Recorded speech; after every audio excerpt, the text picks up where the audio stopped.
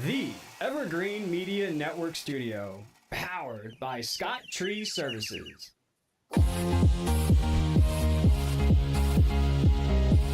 From Studio A in sunny Florida, welcome to Beauty and the Beach Radio, where it's all about who's beautifying Vero Beach. Today's show is brought to you by Dale Sorensen Real Estate. And here's your host and glamour girl, makeup artist, Cindy Goetz. Hey guys, fasten your seatbelts, everyone. We are flying high today. So high, you guys, you will need an oxygen mask. How high do you say? Up to 50,000 feet, you guys. We are talking U.S. Navy Blue Angels. They just performed in Vero Beach, and now we anticipate the brand new release of the Blue Angels IMAX movie. So guys, today we will release our own movie premiere of the Blue Angels experience right here on the Treasure Coast. Our first guest is the Blue Angel before the Blue Angel, okay? The flight suit and the fighter jet before the blue uniform and the blue paint.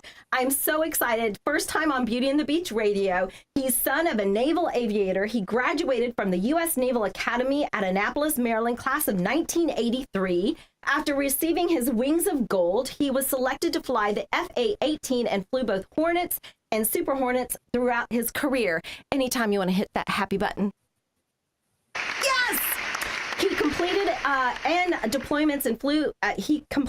deployments and flew over 100 combat missions in support of many operations like Operation Desert Storm.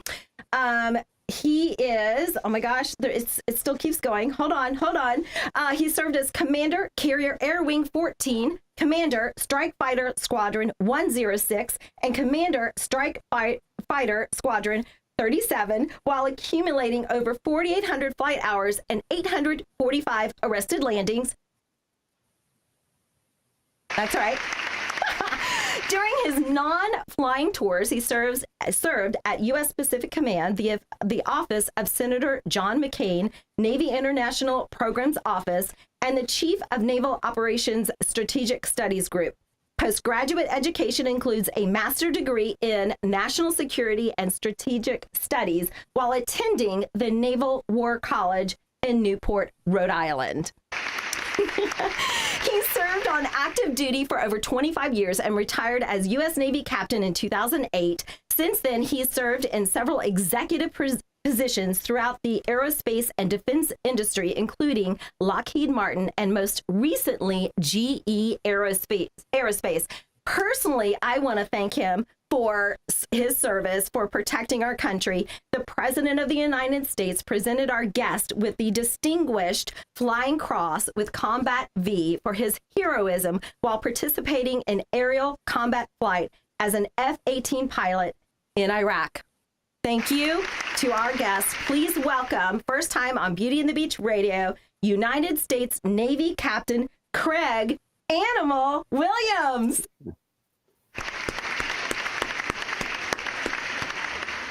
Thank you, Craig. Oh, thank you. Really appreciate it. Looking forward to chatting with you today. So, Craig, first of all, I want to establish how we know each other. We just decided it's been a long time ago since we've seen each other, but my ex-husband was flight surgeon to your F-18 squadron back in the day. Correct. Yes. So I got to know you boys, and I just love you guys so much, and I'm really excited for our audience to really get the behind the scenes of what it's like to be an F-18 pilot, F-18 Super Hornet pilot, which is what the Blue Angels fly. So thank you for taking the time to share your experience as an F-18 Super Hornet pilot. So let's get started. Craig, what is it like? Let's just get right down to it. What is it like to fly an F-18 Hornet, Super Hornet? Great question. Pretty broad question. And I'll tell you, the Super Hornet and Hornet are virtually twin brothers, but one's bigger than the other. But what's it like to fly? It is exhilarating. It's exciting. It's demanding. It's physical. It's mental. And I'll also throw one out there that you probably wouldn't expect, but it can be boring at times. Boring is when you're transiting from point A to point B, you're up there, it's like being on an airliner, but you're the pilot and the flight attendant all at the same time. So those are necessary evils to get from point A to point B. But the actual flying itself is exhilarating. It's fun. It's exciting. You know, as a naval aviator, as a young guy coming up through, just to get paid to go fly an F-18 is pretty cool. And you know, there's peacetime, there's combat, there's so many variations of just flying the F-18 that, you know, we could talk about any number of those and we'd be here forever, but I know we are limited on time, so I'll leave it at that. We'll have to have a part B to this, Craig.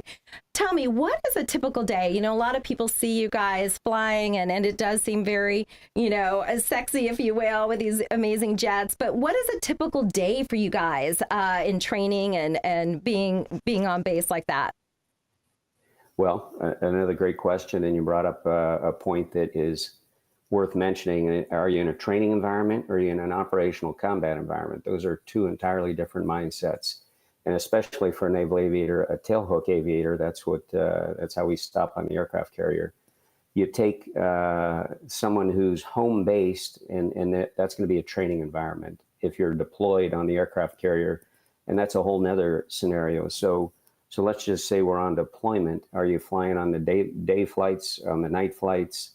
Are you in combat? Are you just flying missions over country to make bad guys know you're there and think twice about what they're getting ready to do?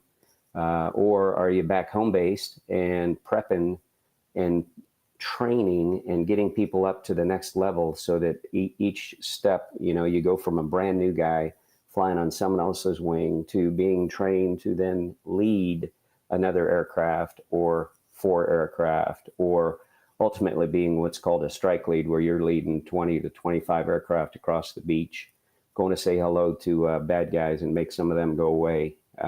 That's another step in the evolution of requirements that you need to have. There's a lot of studying, but the other fun phrase we like to use when we're on deployment is every day is a holiday and every meal is a feast. So you don't get a day off when you're on deployment. And so we call every day a holiday and every meal a feast.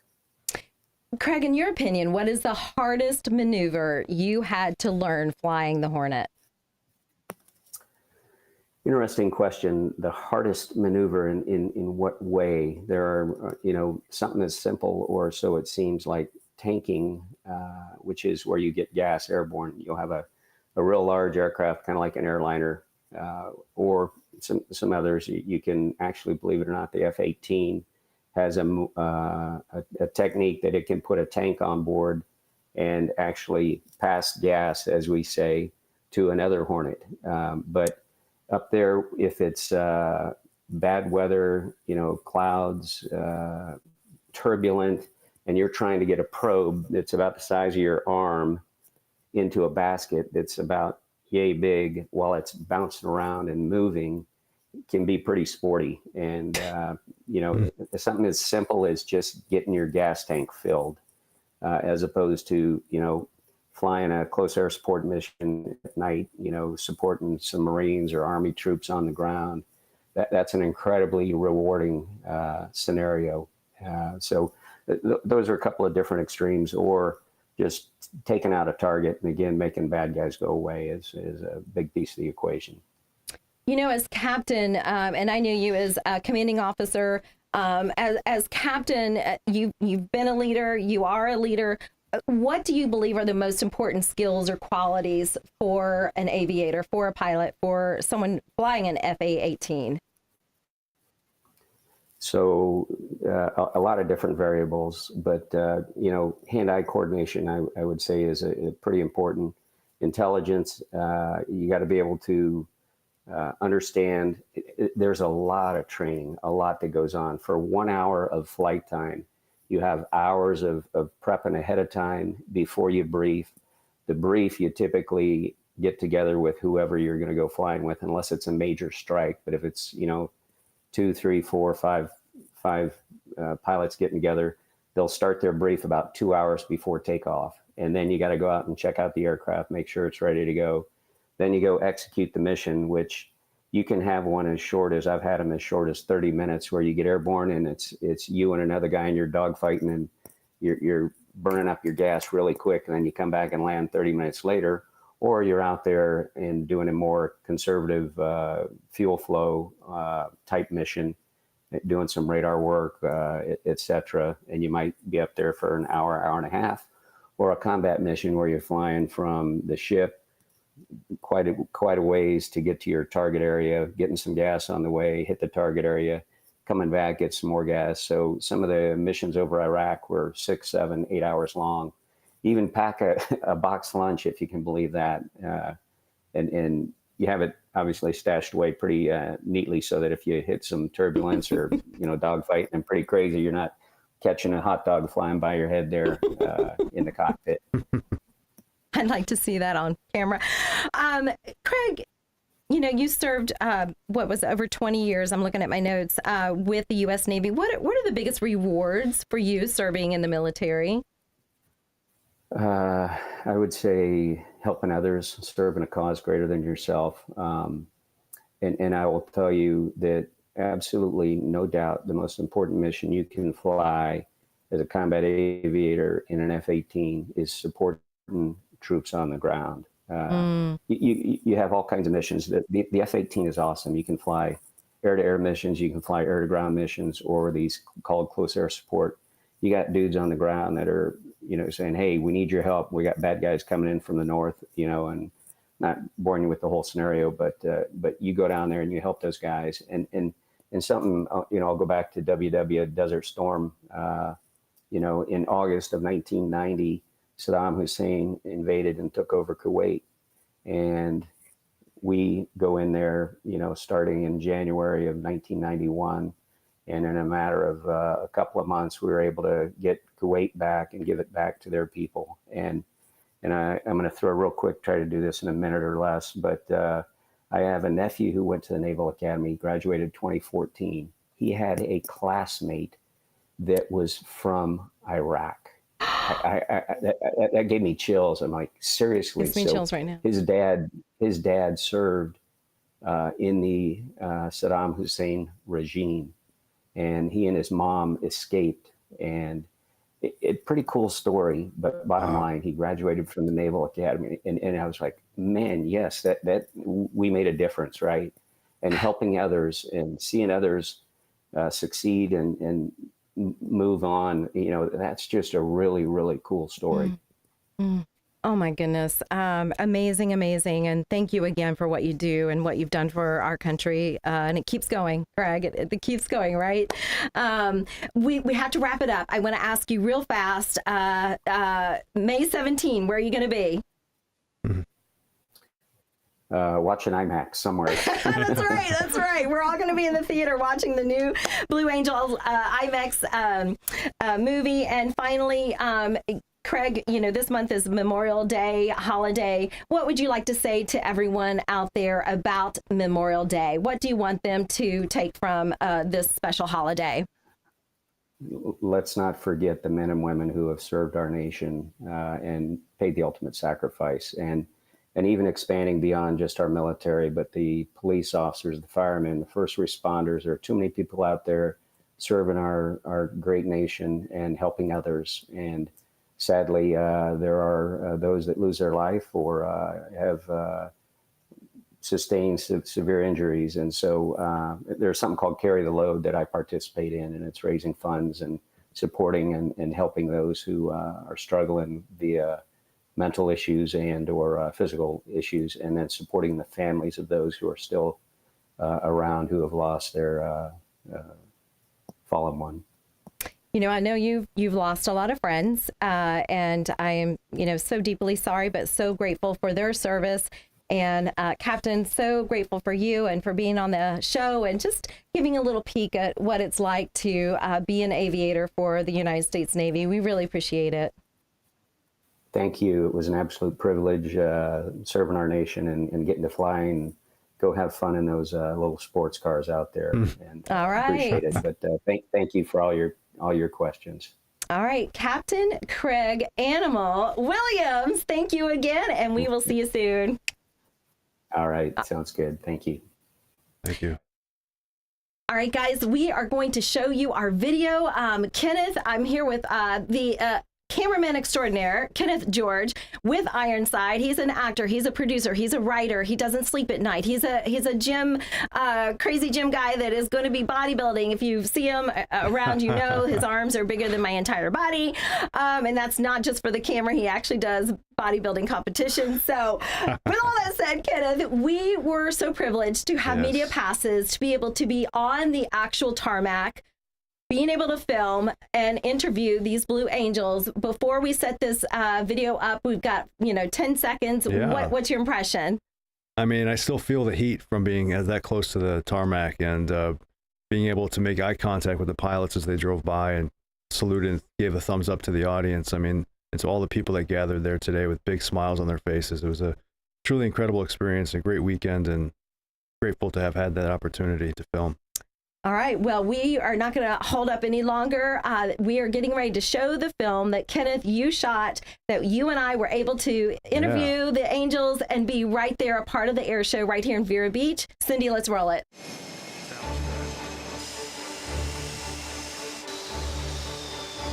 Hi guys, this is Cindy Goetz with Beauty and the Beach Radio. Welcome to the Vero Beach Airport, and we are here with the Blue Angels. They have just landed. They are going to be doing a performance right here in Vero Beach, and we're so excited. As you can see behind me, we had the Blue Angels all lined up from 1 to 6. Number 7 did come in earlier, and I'm so excited to have a great teammate today, Kenneth George, who is a huge Blue Angel fan. He's from Ironside. He is our camera guy this weekend. What do you say? I'm ready. My grandfather was here 75 years ago during World War II as a machinist mate right here at the Vero Beach Airport. So it's a sentimental thing for me and my family to be here and to experience this. So thank you very much, Cindy, for having me. I'm totally stoked. Let's do it. All right, let's do it. Let's get in the air. Commander of exhaust stalls off brakes now. Burners ready now.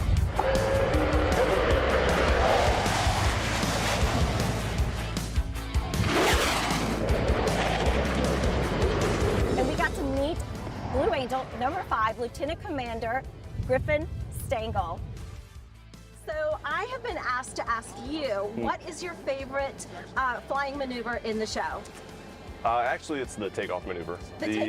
So last year I got to do the low transition, which is always a lot of fun, but this year I get to do the dirty roll. So right on takeoff, when number 6 and I take off, you're going to see the number 5 jet basically pitch up to about 30 degrees. With the landing gear still down, I'm going to do a full roll and then get set up for the next maneuver. And that was just a lot of fun because I'm actually upside down over the runway and I can see 6 underneath me. It's actually a pretty awesome view. Take me back to the moment in your life when you said, I want to be a Blue Angel. It was actually fairly recent compared to most, and it was actually in 2019 when I saw the Blue Angels perform. When I was active duty, I was in the middle of my fleet tour, and I had the opportunity to be a static display at an air show, which is just an aircraft sitting on the ramp.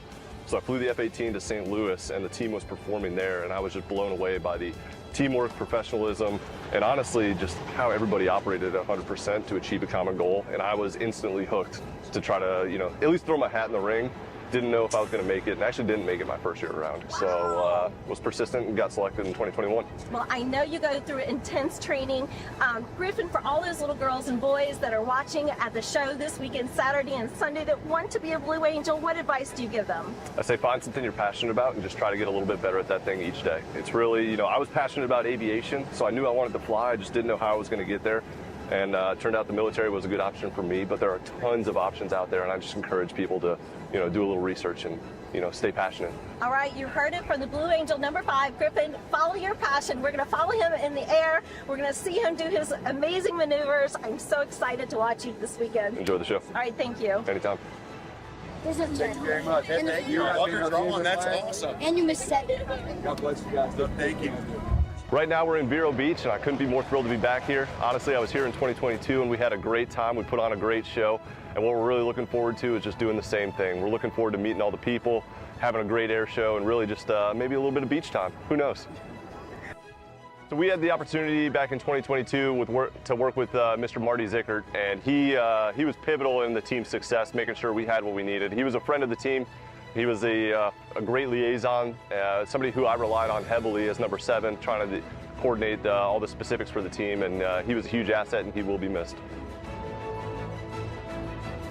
So there's a lot of history across Florida, and you look at all the former or prior Navy bases that are now turned into civilian airfields, and we're lucky enough to be at one of those here in Vero Beach. This used to be a prior naval air station, and it's just special to be back here with a lot of rich history from World War II.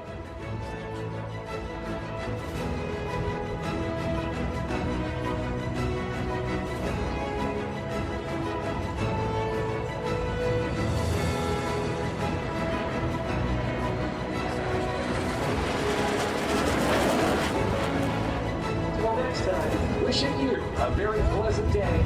Blue skies always. So long, everybody.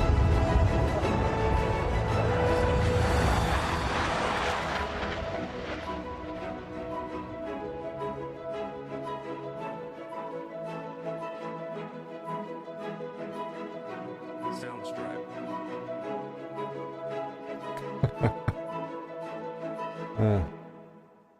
See you in 2026. All right, you guys, we just watched the premiere movie. Did that make you nervous, Kenneth? Because you're the it's videographer, fun. and I know sometimes when it's your baby, like it's like you hold your breath, like an actor watches him, act. Critique, yes, you can be our own worst critic, but that was our first rough cut, so there's always We're going to have an room for extended version. improvement. Yes. Yeah. All right, well, we're going to go to a station break, so stay with us. We'll be right back.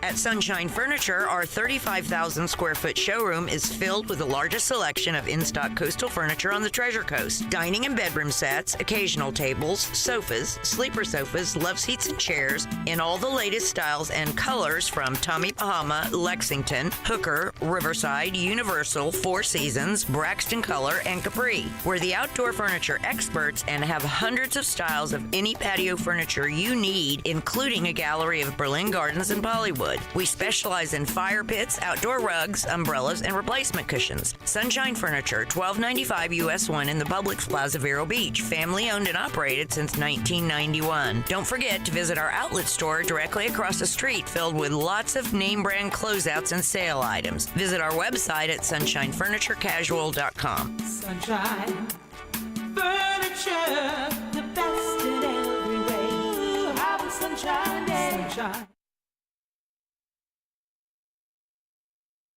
Enjoy Riverside Theater's Comedy Zone, where the comedy is wild, untamed, and downright hilarious. Come out this Friday and Saturday night at 6 and 8 p.m. for the Treasure Coast's best live stand-up comedy show, featuring nationally recognized comedians with cabaret-style seating and food and drink table service. Warning, you may laugh until it hurts. Kickstart your evening with live entertainment, food, and drinks at Live in the Loop. Buy tickets at riversidetheater.com and get ready for a night of non-stop laughs. Hey guys, welcome back to Beauty and the Beach Radio. We are so excited that Dale Sorensen makes sure that we are on air. Dale Sorensen, thank you so much for supporting us. You can find them at 772-231-4712 and SorensenRealEstate.com. We also want to thank Varietals. They picked a wine out just for us for the Blue Angel show, and it's called Whispering Angel. And Kenneth, what did you say about that? No, there's nothing whispering about it. I know, right? Jet. You were right there Like, boom. with the jets, and you were smelling the fuel and feeling the heat. We're wrapping it up. We have maybe 30 seconds. Kenneth, you were absolutely amazing. You were my partner in crime on this. We had media passes for the entire Blue Angel weekend. We got to be right there on the tarmac, meet them, greet them. What's your perspective in 30 seconds? Well, it just started with me wanting to go to the air show in general, and then talking to you, I got upgraded like 3 times. It started in the photo booth, and then we got the media passes, and then, thanks to Kelly at the air show. Thank you, Kelly. Oh my gosh. And she's like, so do you want to be front and center in front of the, the control tower? I was like, yes.